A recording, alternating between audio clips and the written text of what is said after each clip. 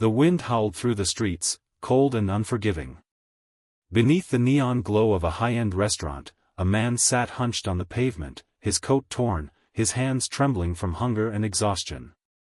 The city moved around him, people rushing past, their expensive shoes clicking against the sidewalk, their warm coats shielding them from the chill. But no one noticed him. Not really. He was just another forgotten soul, swallowed by the indifference of the world. A sleek black luxury car pulled up to the restaurant's entrance. The driver stepped out first, rushing to open the door. A woman emerged, tall, elegant, draped in a designer coat. Her diamond bracelet sparkled as she adjusted her purse.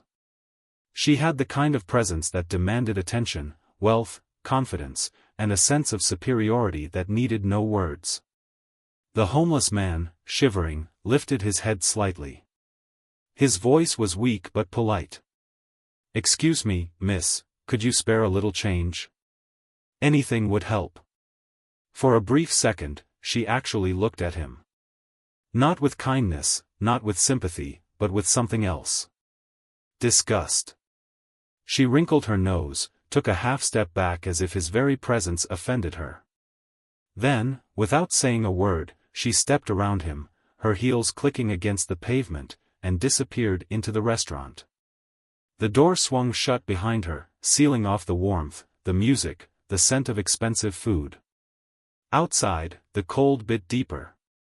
The homeless man sighed and lowered his gaze, his stomach twisting in hunger. He wasn't expecting kindness. Not anymore. Inside, the woman took her seat at a reserved table. A waiter rushed over, pouring a glass of fine wine. She didn't even glance at the menu, she simply ordered the most expensive dish without a second thought. A few tables away, a man in a dark suit watched the scene unfold.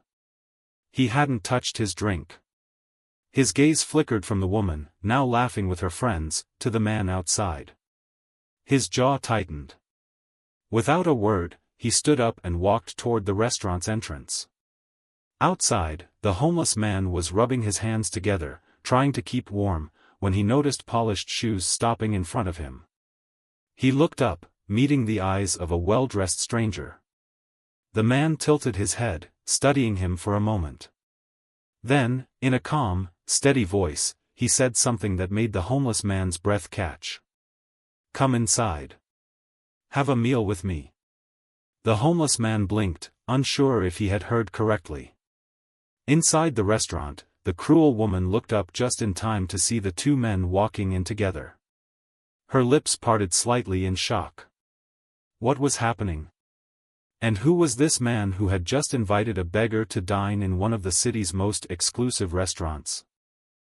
The restaurant's warmth enveloped him the moment he stepped inside. It felt surreal, like he had crossed into another world, one where people sipped wine without checking the price and waiters moved with quiet precision, catering to every whim. The scent of freshly grilled steak filled the air, making his stomach ache even more. But the warmth wasn't just physical.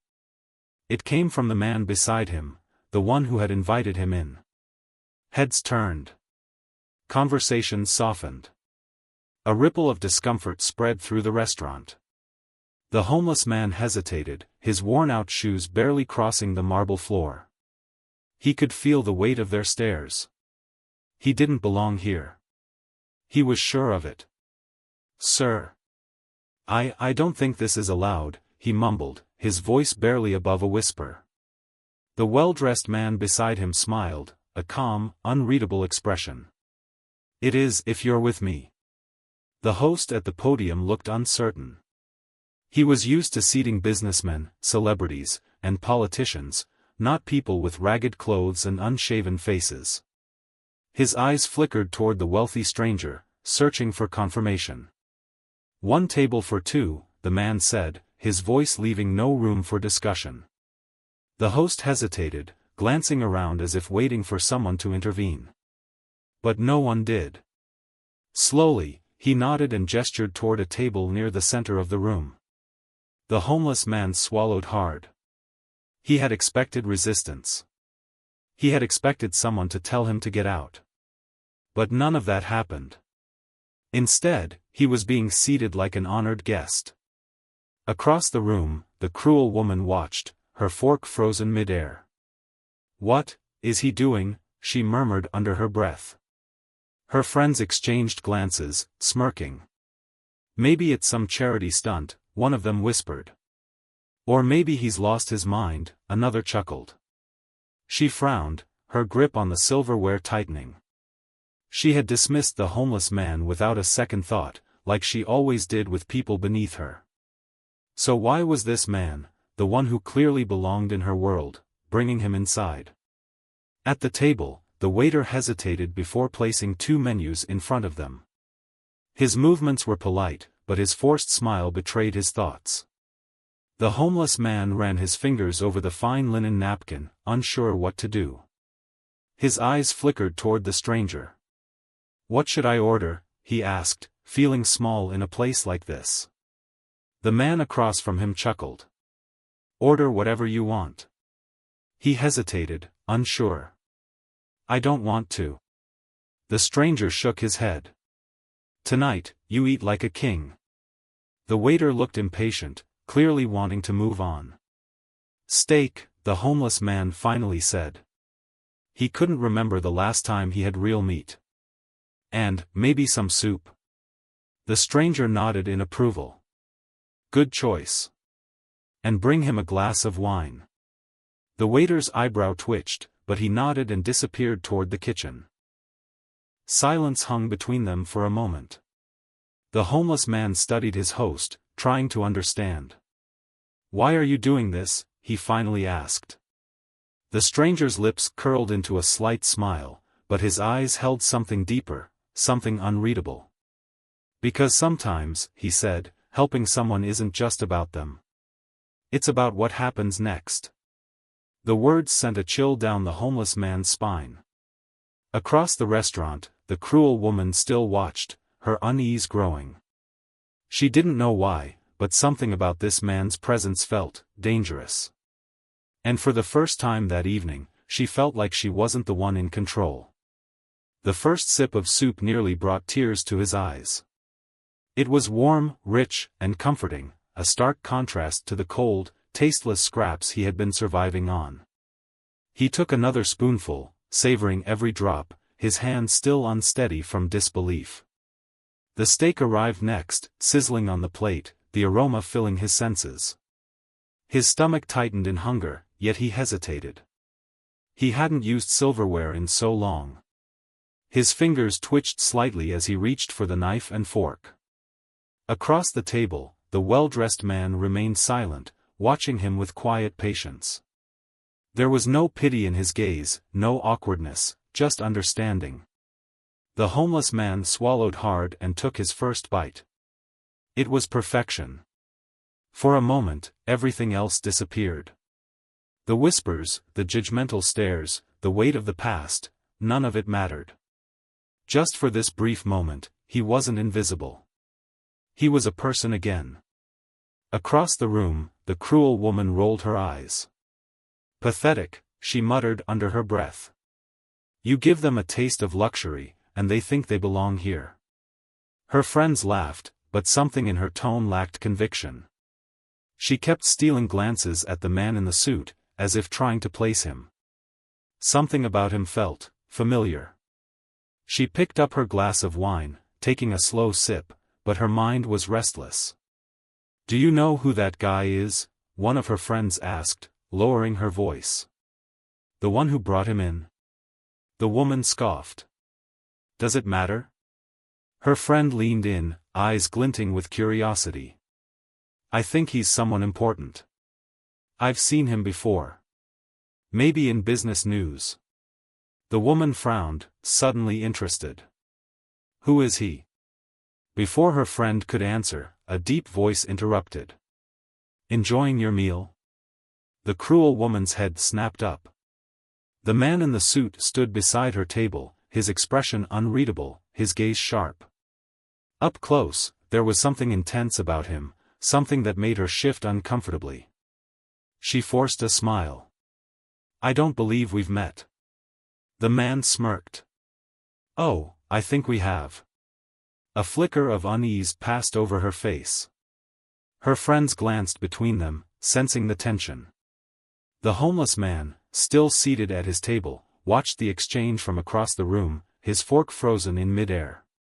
Something was happening. Something big. And it was only just beginning. The restaurant seemed to hold its breath. The cruel woman tilted her head, studying the man in the suit. His presence was commanding, too composed, too sure of himself. She felt a flicker of unease but quickly smothered it beneath her usual arrogance. I think you're mistaken, she said, setting her wine glass down with a quiet clink. I don't recall meeting you before. The man chuckled softly, shaking his head. That's the thing about people like you, he said. You never remember the ones you step on. A silence settled over the table. Her friends exchanged uncertain glances. The woman's smile faltered for the briefest second. Excuse me?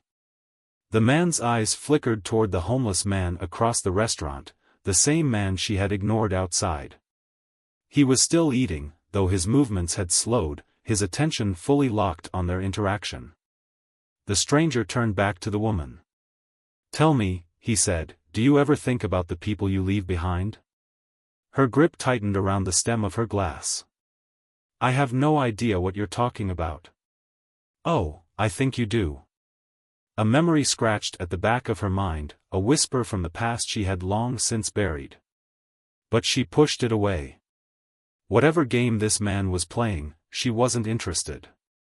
I don't have time for nonsense, she said, her voice sharp. If you'll excuse me. But the man didn't move. Instead, he leaned slightly closer, lowering his voice. You took something that wasn't yours.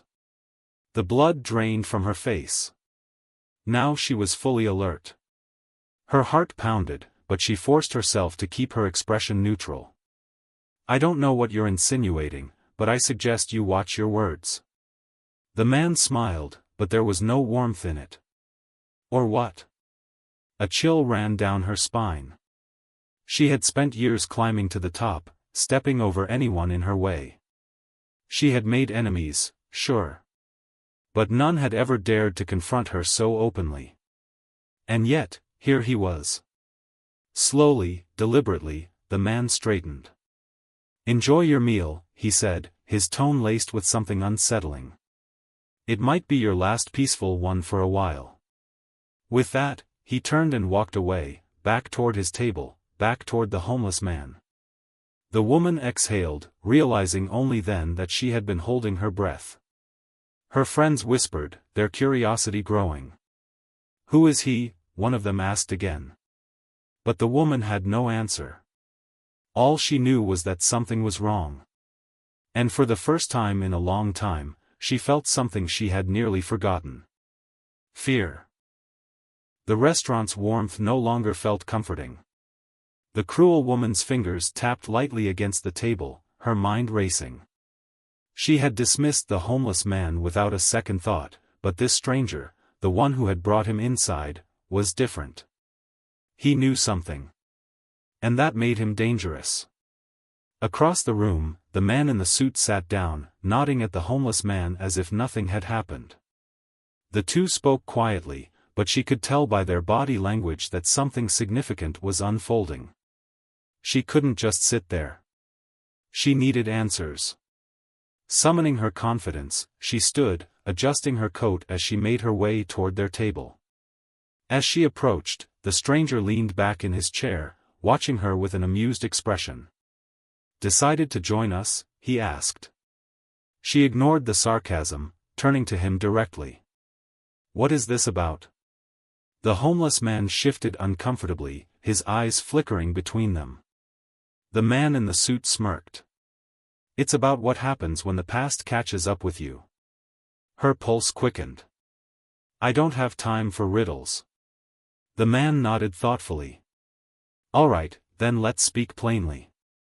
He gestured toward the homeless man. You know who he is, don't you? She frowned. Of course not. The homeless man lowered his gaze, his fingers tightening around the edge of the tablecloth. The suited man sighed, as if disappointed. Interesting. Because once upon a time, he worked for you. Her stomach twisted. A memory, a blurred face, a name she hadn't thought about in years, surfaced. No. It couldn't be. She forced a laugh. You're mistaken. I don't. You do. The stranger cut her off, his voice calm but sharp as a blade. He was one of your employees. Loyal. Hardworking. Until someone decided to ruin his life. The homeless man swallowed hard but didn't speak. The restaurant's background noise felt muffled now, as if the entire world had shrunk to this moment. The cruel woman's throat tightened. This is ridiculous. Is it? The stranger raised an eyebrow. Tell me, what happens to a man when you take away everything? When you push him into the shadows, thinking he'll disappear? She could feel her friends staring from across the restaurant. They were waiting for her reaction. Her mind scrambled for a way out. She had stepped over people in business, yes, but that was how the game was played. She had crushed careers, made competitors vanish, silenced threats. But she had never expected one to come back. Her voice came out colder than she intended. Whatever happened to him is not my concern. For the first time, the homeless man looked up. His eyes met hers. And in that moment, she saw something that made her chest tighten. Not anger. Not hatred. Just disappointment. The man in the suit leaned forward slightly, his expression unreadable. Oh, but it is your concern, he said softly. Because tonight, the rules have changed. The woman's fingers curled into a fist. For the first time in her life, she realized. She wasn't the one in control anymore. The cruel woman's breath felt shallow, her body tense. She was used to controlling conversations, to making people cower with a single glance. But now, she was the one trapped in an uncomfortable silence. The homeless man, no, the man she had ruined, was staring right at her. And worse, he wasn't angry. She almost wished he was. Anger, she could handle. Anger was predictable.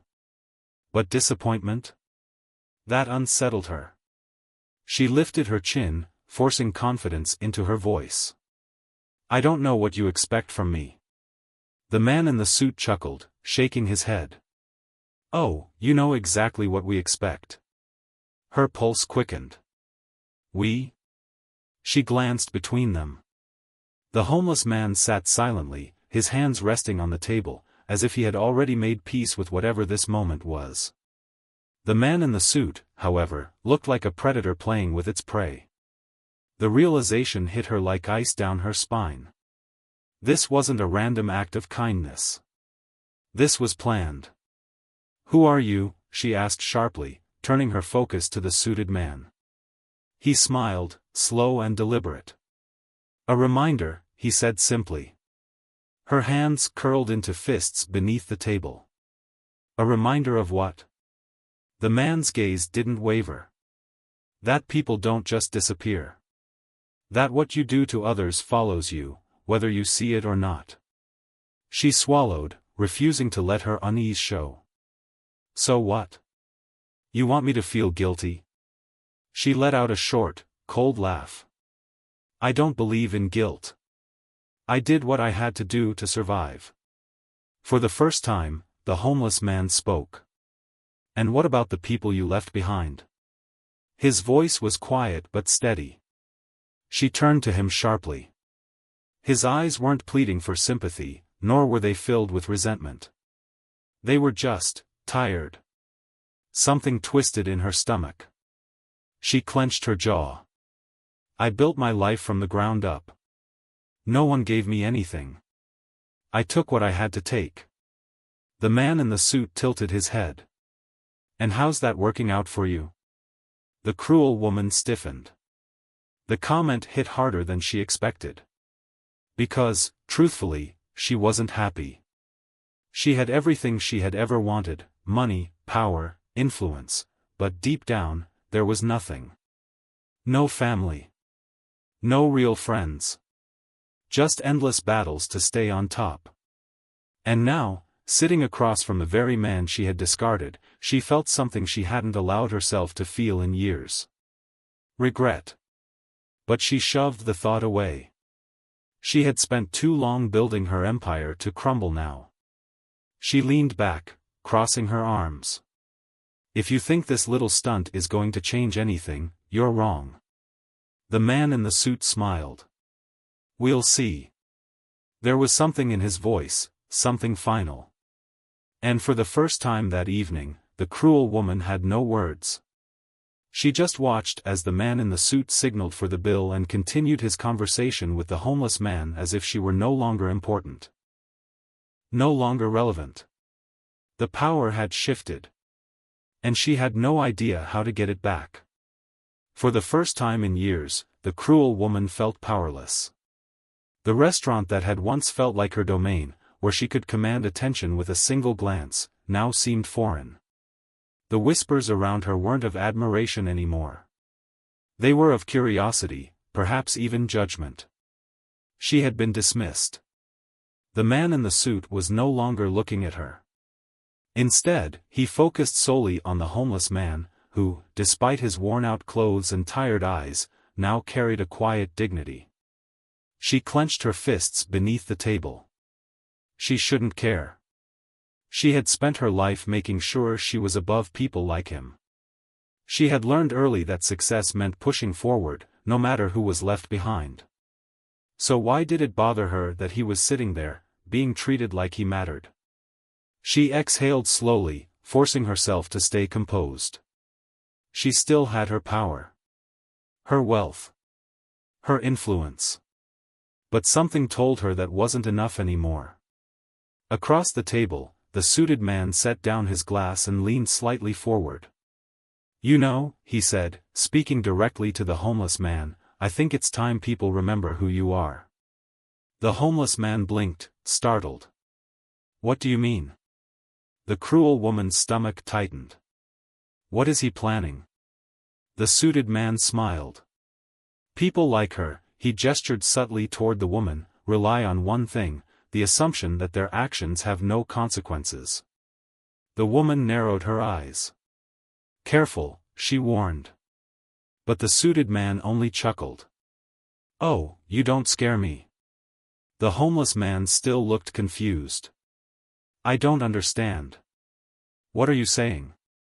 The suited man reached into his coat pocket and pulled out a single piece of paper. He slid it across the table toward the homeless man.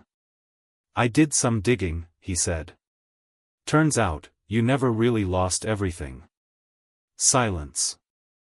The homeless man hesitated, then picked up the paper with trembling fingers. His eyes scanned the words, and his face slowly changed, from confusion to shock, then something almost like hope. The cruel woman's chest tightened. What is that? The homeless man's voice came out shaky. How is this possible? The suited man smiled. People like her think they can rewrite history. That just because someone falls, they'll never get back up. He leaned in slightly. But you? You were never meant to stay down. The homeless man swallowed hard, his fingers still clutching the paper. The woman could feel her carefully built world shifting beneath her. What is that? She demanded, unable to contain herself any longer. The suited man looked at her and smirked. Proof, he said simply. Her stomach twisted. Proof of what? The homeless man finally looked up, his expression unreadable. Proof, the suited man said, that everything you took from him? He's getting it back. The cruel woman's throat went dry. For the first time that night, she was the one who felt small. And she had the terrifying feeling that this was only the beginning. The cruel woman's heartbeat pounded in her ears. The paper still trembled in the homeless man's hands, his breath uneven as he read it again, as if making sure it was real. The suited man watched him patiently, his expression unreadable. "It's all there," he said. "The assets, the legal claims, the rights to everything they took from you." The homeless man finally looked up, his voice barely above a whisper. "I don't understand. I lost everything." The suited man's smirk didn't fade. "No," he said. "You were robbed. And now, it's time to take it back." The cruel woman shot to her feet. "Enough," she snapped, her usual confidence slipping. "I don't know what kind of game you're playing, but this," she gestured at the paper, at the homeless man. "This changes nothing." The suited man simply tilted his head, amused. "Doesn't it?" The weight of the eyes around her felt heavier than ever. The whispers grew louder. And then, something she never expected happened. The homeless man, the man she had ruined, discarded like he was nothing, stood up. Slowly. Steadily. And for the first time since she had ignored him outside that restaurant door, he met her gaze without fear. The cruelty in her eyes didn't scare him anymore. He wasn't a forgotten nobody. Not anymore. His voice was calm, but it carried a weight that made her insides twist. "I used to think people like you couldn't be beaten," he said. "That no matter how unfair life was, no one could stop you." She clenched her fists. "And?" His lips twitched, almost into a smile. "And I was wrong." A chill ran down her spine. The suited man stood as well, placing a hand on the homeless man's shoulder. "You have two choices," he told the woman. "You can either admit what you did, own up to the people you crushed, and make it right." He paused, letting the moment stretch. "Or," he added, his voice lowering, "you can lose everything the way he did." The woman's breath hitched. The room was closing in on her, the walls tightening. She could already feel the shift happening. The restaurant staff whispering. The customers who had once admired her now looking at her with curiosity, maybe even judgment. She had spent her entire life making sure she would never be in this position. And yet, here she was. Cornered. Helpless. Silent. The homeless man, no, the man reclaiming his life, gave her one last look. And then, without another word, he turned and walked toward the exit. The suited man followed. The cruel woman stood frozen, her body rigid, her breath shallow. She wanted to call out, to stop them, to do something. But for the first time in her life, she had no control. And deep down, she knew. She was finally facing the consequences she had always run from. And this time, there was no escaping them. The cold night air hit them as they stepped out of the restaurant, but this time, it didn't feel cruel. The homeless man, no, the man reclaiming his life, took a deep breath. For the first time in years, he felt something other than emptiness. He felt free. The suited man stood beside him, hands in his pockets, watching him carefully.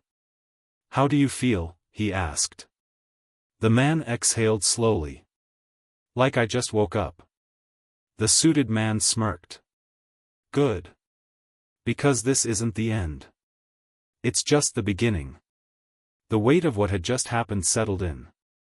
He had spent so long believing he was nothing, that the world had moved on without him.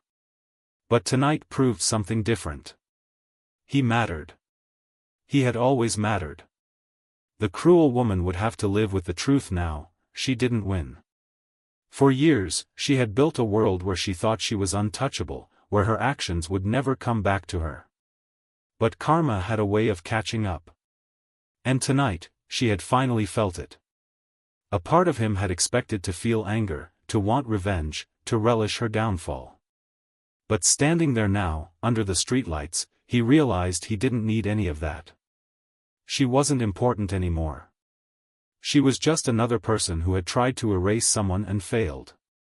The suited man clapped a hand on his shoulder. "You have a choice now. You can rebuild. Take back what was stolen. Or. The man looked at him. Or what? The suited man smiled. Or you can do what she never could, help others. The word struck something deep inside him. He thought about the people still out there, the ones who had been discarded like he had. How many more had suffered because of people like her? Maybe he wasn't just meant to take back what was his. Maybe he was meant to change something. He nodded, a quiet resolve settling in. I think I'd rather help. The suited man grinned. Good answer. For the first time in years, the man didn't feel like a ghost in his own life. He wasn't just the forgotten one anymore. He was someone who had survived. And that was more powerful than anything. As they walked down the street, away from the restaurant, away from the woman who had once held power over him, one thought stayed with him. We are not defined by the people who break us. We are defined by how we rise after the fall. And tonight, he had risen.